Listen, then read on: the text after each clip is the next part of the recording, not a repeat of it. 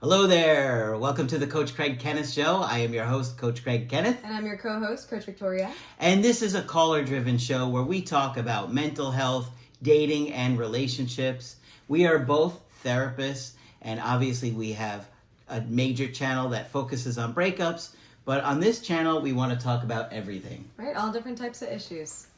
And obviously relationships can get really confusing and murky, and we get a lot of mixed signals from people. They cannot really know what they want, and that kind of behavior can really drive you crazy. Right. When somebody doesn't know what they want, it kind of exudes and the other person absorbs it. You can sense it. You can sense that confusion. Yeah. A lot of times people are ambiguous. They want two different things. They're not sure which they want, and they go back and forth. And then you're just in this constant state of despair. Yeah. And it can get to a point where someone's indecision is a decision, and it's impacting the people involved. So today we've got a caller that doesn't know what their ex wants, and you're going to see this guy's all over the place. Maya, are you there? Yes, hi Greg, hi Victoria. Hi. Welcome to the show. Hi, thank you so much. So Maya, you're in your late 20s, is that right? Yes. And how old is your ex? He just turned 30. 30, okay. So we're going to call him Billy, right? Billy Bob Joe. So tell us a little bit about your relationship with Billy and what life was like. It was pretty good actually. He's an introvert. He started chasing after me, which was very shocking. People really didn't think of us together, Okay. but somehow we worked. He's an introvert, I'm an extrovert. It just fit. We were in a relationship for 2.5 years. Okay. Ups and downs, but pretty good. I actually liked being with him. Now, were you guys talking about getting married? Were things getting serious? Things were pretty serious in the sense that throughout the relationship, he said that he would want to spend the rest of his life with me. Initially, I was not very sure of that, but after a point, even I saw myself being with him for the rest of my life. And that's interesting because a lot of times an avoidant will come on strong in the beginning, and the anxious person, the one that tends to be more anxious, is like, I don't know about this. And then it shifts, and the avoidance starts to pull away, and the anxious person's like, no, I do know that I want this now. So that happens a lot. So I'm guessing that's kind of what happened in the first 6 to 8 months or so. I'm sure now that I see your videos and I watch your videos, I completely agree with that. And even initially during the relationship, when he was coming on so strong, I used to tell him, let's just slow it down. We'll figure it out as we go. But yeah, that didn't really happen, I suppose. Okay. So tell us what life was like. How often were you seeing each other? Did any major issues start to come up? Probably the anxious avoidant trap. We were seeing each other throughout the day because we worked together. Oh. And after work, he would come. He would make it a point to visit me in the evening. We would have our dinner together, and then he would probably head home. So maybe from 10:30 in the morning till late night, 10:30, 11, we would be together. Okay. Every single day. Double without shifts. fail. Yeah, that's a lot of time to spend with someone. And was that way the entire relationship? Did the two of you work together for the 2.5 years? Yes. Wow. And this lasted until the day we actually broke up. So Wow. we've always been together. So, Now, yeah. throughout the relationship, did you feel like it was stable? Did you feel like there were, any periods where it might be problems were building up and it might have a breakup? Honestly, I never thought that problems were building up with us or there were any problems to begin with. There was one point where, so in India, it's very often it happens that the parents force the children to get married. So Sure. that was the only point of time. Yeah. The only point of time probably there was some friction, but we got over it. And yeah, we didn't really face any issues. Yeah. And on that question, did families have any opinions on your love life or on the two of you dating each other? Not really. Okay. Like his entire family. I mean, his sister being the most important person for him. She loves me. Till today, she loves me to Yeah. the point where she has told him that I'm team your girlfriend and not you. So she and I are very good friends. But other than that, I don't think anyone had any issues. No. Okay.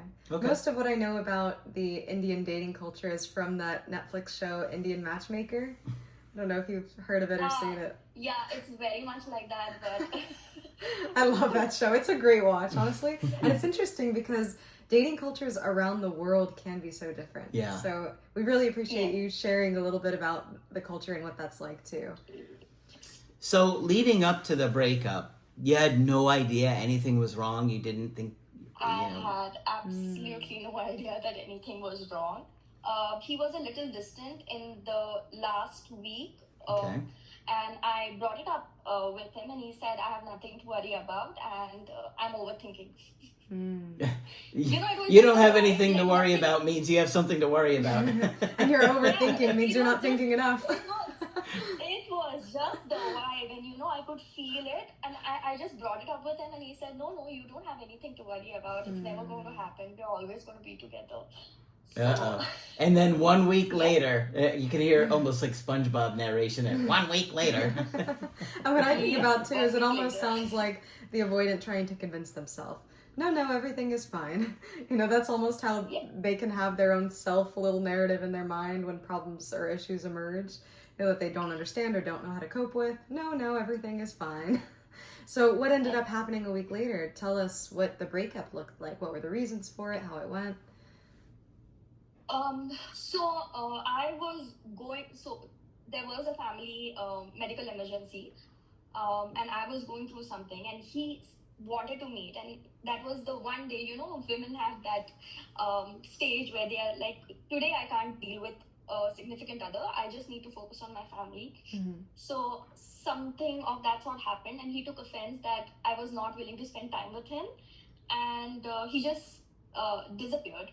And the minute I handled everything, I went to meet him, and I asked him, do you think something is wrong with us? And that's when he said, yeah, maybe. And that was the first time in 2 years that he said maybe. So that for me was shocking. So I just asked him, oh, so do you want to break up? So he said maybe, and wow. What made you jump from one little problem to saying, do you want to break up? Because that seems like a big leap to say to somebody. Because I could feel him in the sense that he's somebody that would always make an effort to meet me, to talk to me, and like from the beginning of the relationship till the end of the relationship, he's always taken the effort to meet me. Except that one day where he just didn't bother. He didn't call, he didn't text. So I asked him what is up. And prior to that week, I was feeling as if he was being distant and not talking to me properly. So, yeah. Okay, so he says maybe. And then what happened? That's when the chaos began. That's when the chaos began. And it wasn't chaotic at all, to be honest. He said maybe, and I said, okay, then maybe we should break up. And he said, okay, and he just left. It wasn't chaotic at all. I was so confused. Well, that isn't the chaos, but I mean the next, after that, that leads to a series of events where the chaos happens. And then he's like, I can't believe I got out of this that easy. Yeah, I suppose. And then the same evening, he met somebody else. So that added to the chaos. Now, where did he meet this woman? He went to a bar with his friends. Do you think is there any possibility that he knew her beforehand and you just didn't know about it?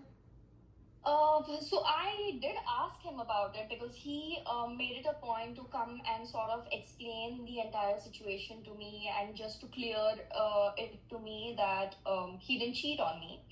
So I asked him when he met her, and he said on the day of the breakup. It's very convenient, Mm. but I have no way to check. So Yeah. All right. So what happened?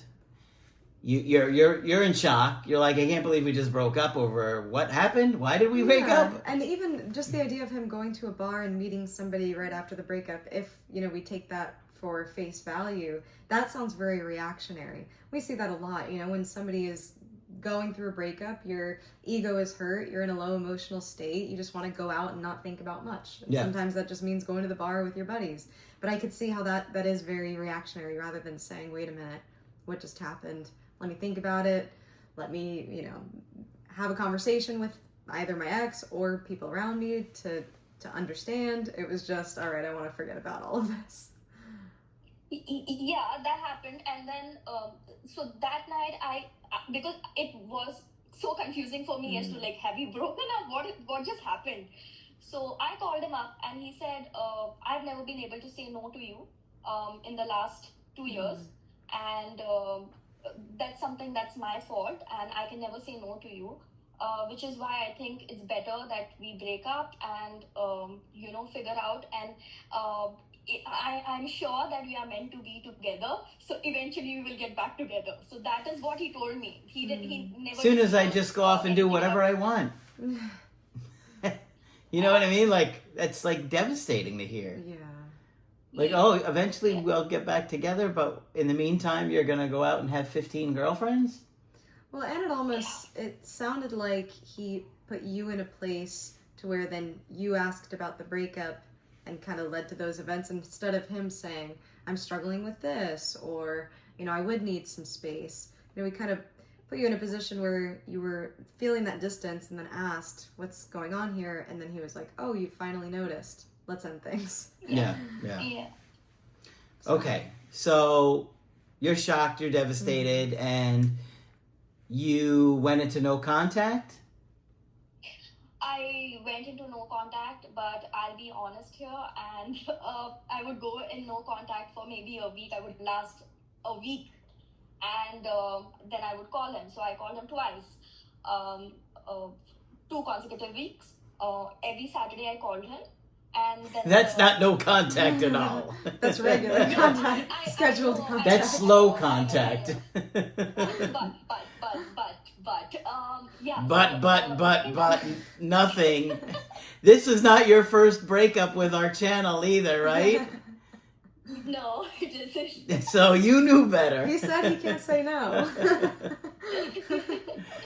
She's got slow contact, not no contact. Just gonna slow it down. The second time that I called him, he said that he's over me and he's done. So after that, I said, okay, I'm not gonna call him again. And then I went on a 3-week trip. So so I did that. I lasted for 3 weeks after that.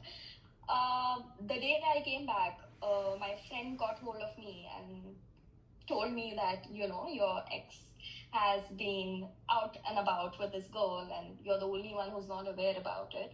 So that's why I'm telling you. Yeah.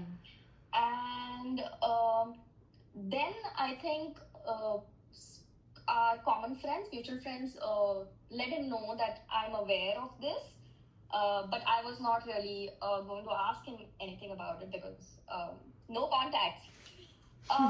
He reached out to my friends and he told my friends that, I want to clarify with her about what actually happened. Okay. And I would want to have a conversation with her. Okay. So, which would be the decent thing to do, considering you didn't really even discuss anything. Is you want to break up? Yep, and he leaves. Yeah. Yes, and so we met, just the 2 of us, and he told me that he never cheated on me, and it happened after the breakup. He met her on the day of the breakup, and so on that day he said he couldn't stop thinking about me. He still loves me. He has all these feelings for me, and for me it was more of, if you're happy with her, then be happy with her. And that was the end of it.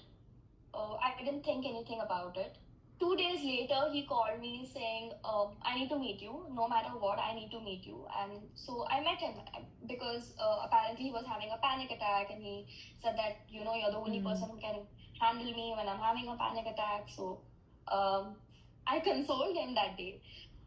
This honestly went on for 2 months, from March, April, and first week of May. This went on, and he would talk to me and talk to her, and this was going on and on. Was To he? the point I couldn't take it. Was he like making it seem like he wants to repair it with you, or is considering it in that time? He kept saying that he wants to repair it, but he's so scared at that he doesn't know how to repair it, and he's scared that we'll break up again. You guys didn't have any issues. He just decided out of nowhere to end this. So it's not like it had been months on end of fighting. Yeah. And the other part that was odd was this all started because you had a family medical emergency. And yes. He had less attention. So not that I want to doubt that he's having a panic attack, but he's also an adult, and there's resources out there for mental health, taking care of things. I know that you have been his person for the past 2 years, but breaking up with you also means letting go of that emotional support that comes with the romantic relationship. So there's something to him saying, I'm having a panic attack and I need you, after you giving attention to your family when you had to. And it almost sounds like there was a reaction there that led to this. I don't know. What do you think? I'm not sure what he wanted from me, because after that, so let me just complete. So this happened from April to the first week of May, where he just kept saying that he's confused, he's not sure what he wants, and he wants me to move on, but at the same time I was his emotional support for everything. Like, he kept saying I'm the only person that he could talk to openly and tell me anything and everything about his life. I'd be like, tell it to your girlfriend. Yeah. Yeah. You'd rather be... So I did say that, and in his defense, she was not his girlfriend. They are just talking. Well, then talk to her. Right? And this is something that's important, because when we become someone's partner, we take on many different roles, right? We're not necessarily our partner's therapist, but emotional support is a huge part of that. Yeah. And so it sounds like he's struggling to fully let that go. Yeah, I'm not gonna be there for somebody in that way when they'd rather be with somebody else. I'm sorry, I'm cutting them off. Yes, exactly. I don't know why you didn't cut it off. I mean, I could see that there's the attachment there, and how abrupt everything was. Well, he's got to face the consequence. Yeah, he can't just leave you out of nowhere, hardly discuss it with you, jump into talking to somebody the next day, and then keep coming back out day after day to use me for support while you're going out with somebody else. I'm sorry, no, I'm not doing it. Yes. So If you guys want, some people are more, maybe tolerant is the word. I don't know if that's patience or tolerance, but that's being taken advantage of, in my opinion. Because you're think about how you're hurt and devastated you are, and now you have to tend to his needs. Yeah. It just seems selfish.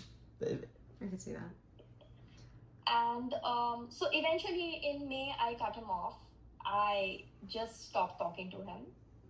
And how did you do it? Did you say, "Look, I can't keep talking to you like a friend anymore," or anything like that? Yes, I told him that you are confused and I can't deal with it, because it was genuinely affecting me, in the sense that I started getting so anxious all the time, and because I wouldn't know what he wanted from me Exactly. at this point.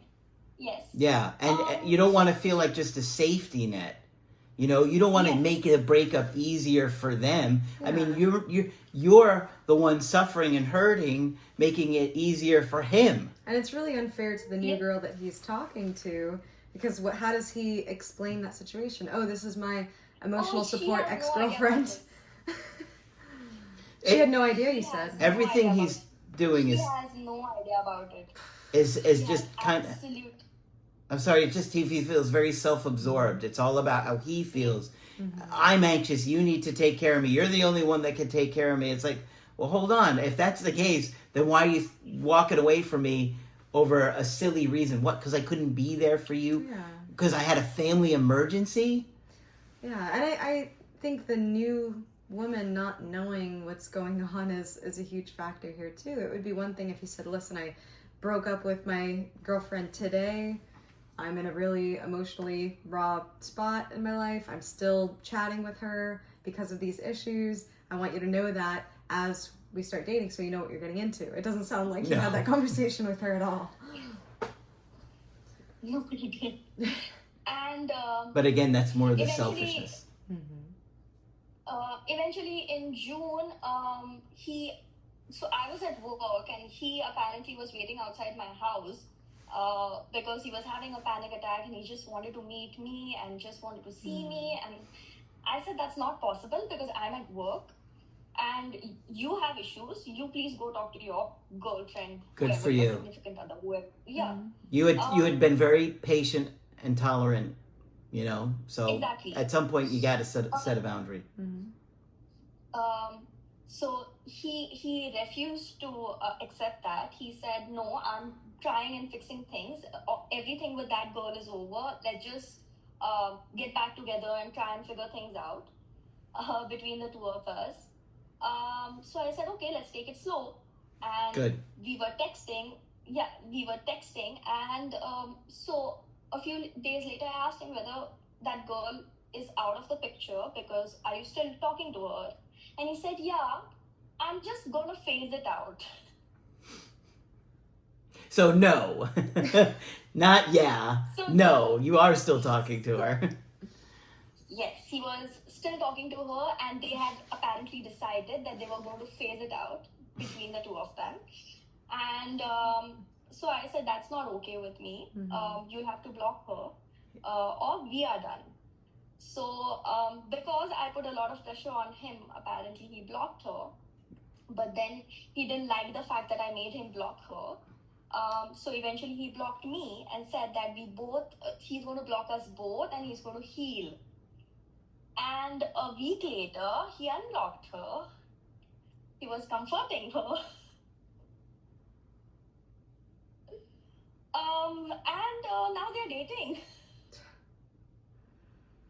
Wow. Yeah, that's no surprise. Extremely frustrating. And what I see here is, you know, what you had said earlier. He really struggles with setting boundaries with people. He really struggles with being very clear and direct. We saw that in the breakup.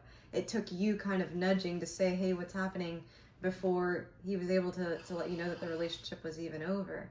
So it sounds like, you know, when I see these kind of behaviors, I see somebody with a very big external locus of control, meaning they're a person who thinks that other things just kind of happen to them and they don't really have control or as much agency in their life. Yeah. That's a lot of what I'm seeing.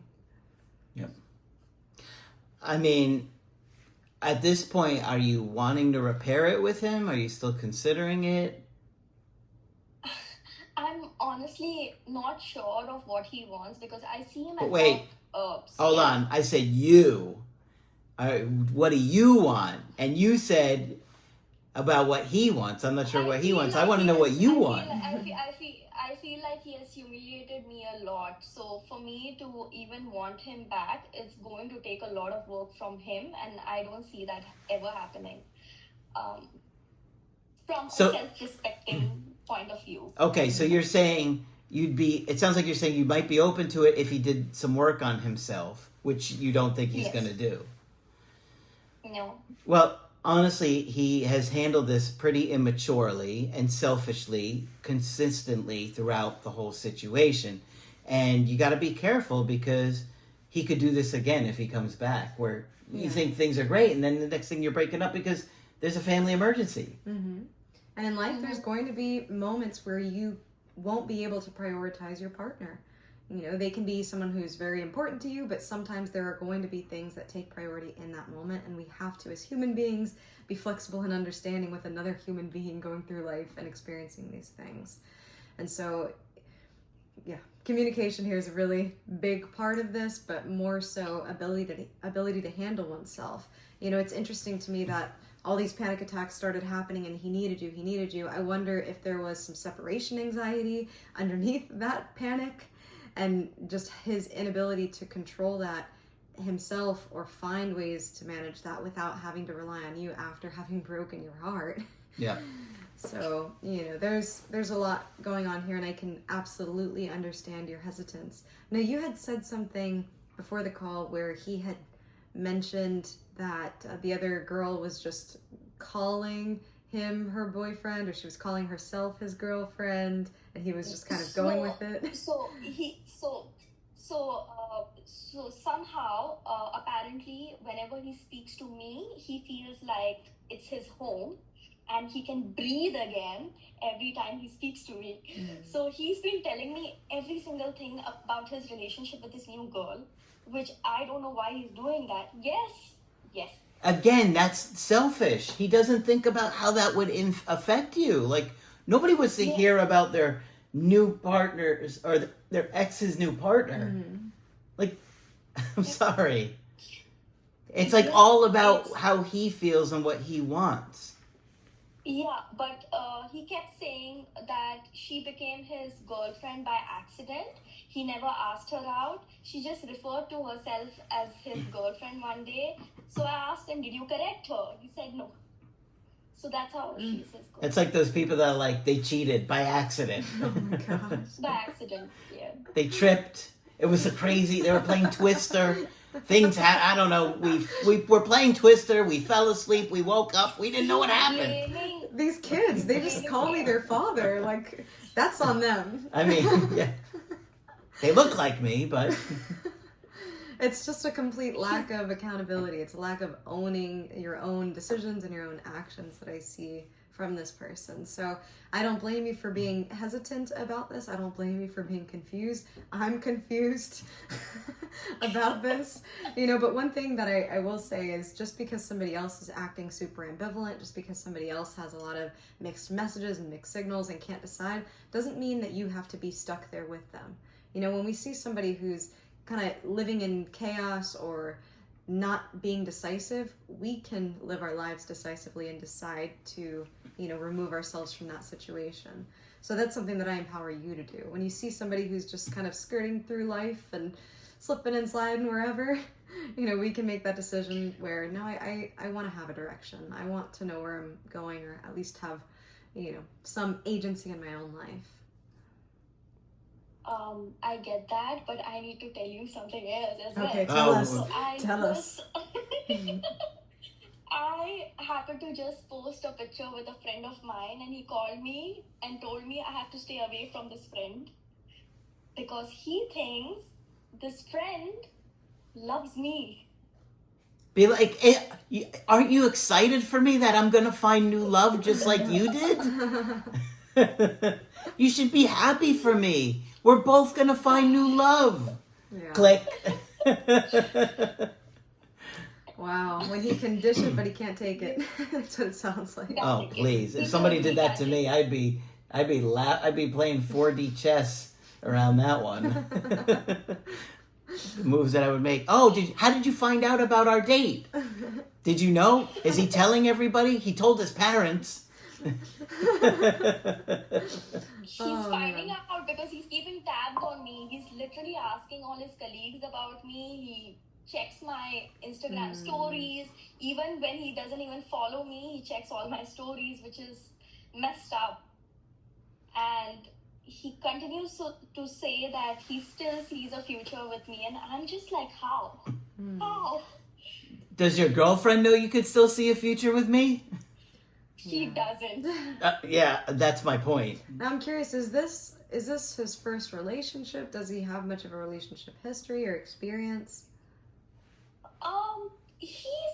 He's dated 2 other girls, but I think this was his first serious relationship with me.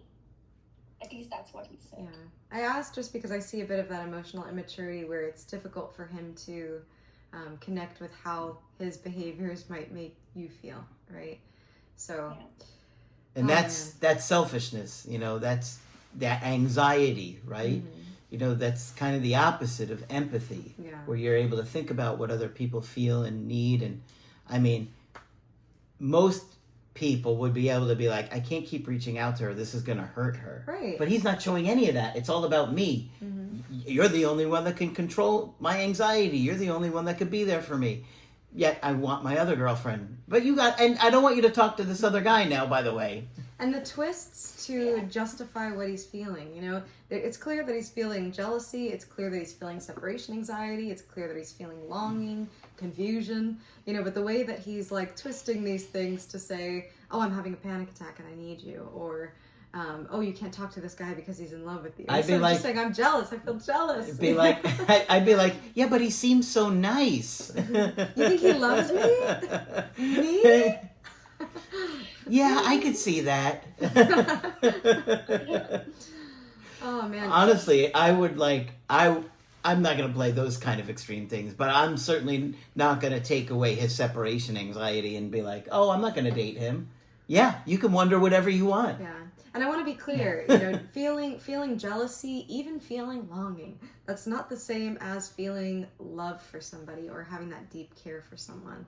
So it sounds like at this point, a lot of what he's, you know, telling you or talking to you about, you know, it seems like it's this struggle with his own feelings rather than, hey, I'm actually going to be committed to you and I'm going to show you with my actions by cutting off this girlfriend, by being consistent with you, by, you know, working through my issues with communication or whatever else. So I'm hearing a lot of talk and not a lot of action.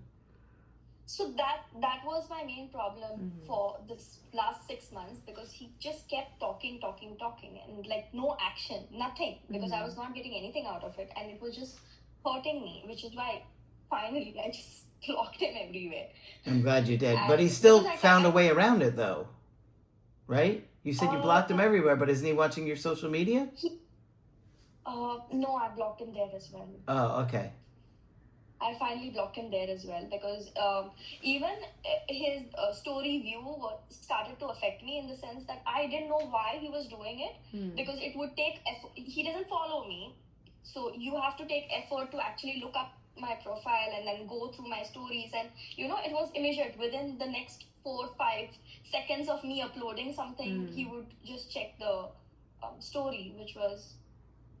Well, there's no doubt he's going to be back again. As soon as it falls apart with this other woman. But you got to really consider, like, how quickly this fell apart, it could happen again in the future. So from my perspective, I'd be like, look, I can't do this unless you want to get some help for yourself and some therapy to deal with these issues. Otherwise, it's all going to be me. You're going to have a me monster for the rest of your life. Right, and given that the two of you had worked together for your relationship, you were spending a lot of time together, right? So if you were even going to reconsider this relationship, I would say moving at a snail's pace. Is this something, given the behaviors that you've seen, the day of the breakup, meeting somebody else, how he's treating this other woman, is this a relationship that I would suggest you reconsider? No, honestly. I would really think about yourself here. I would really think about setting boundaries with this person, because it can be really dangerous to be in a close partnership with somebody who struggles to set boundaries with others, right? Because you are allowing and letting a lot of things into your relationship that could be really damaging to you. So it's just something that I would consider. You gotta think about a lot. You gotta really think about all the consequences of this, and you know, go look at our Be a Master in Relationships playlist and our Understanding Attachment Styles playlist on the main channel, and really dive into those videos. And there's a lot of those videos we ask about tough questions, and we give a lot of breakdown specifically on attachment issues that you got to look closely at before you're going to consider this guy again. Yeah, and it makes me sad to think that during a family medical emergency, that's what you had to deal with. Yeah. You know, I wish that that situation was, no, my partner stepped in for me. My partner was super supportive. My partner was concerned for me and my family. You know, instead, I think you were faced with a lot of his selfishness. Yeah. Which I think, you know. Yeah. It's like, you abandoned me, so I'm going to punish you. Yeah. It's right? just something to consider moving forward. You also, I know it sounds like you're a huge emotional support to the people around you. You also are deserving of that same emotional support. You need that emotional support for you too. All right, so you got a lot to think about. I hope you found the call helpful. Guys. and enjoyed talking with us today. Thank you so much. I enjoy watching your channel and I recommend it to everyone who goes through a breakup ever. Well, we appreciate that and the support. Yeah, thank you so much for being on the show. Thank you. Bye, guys. Bye. Thank Bye. you.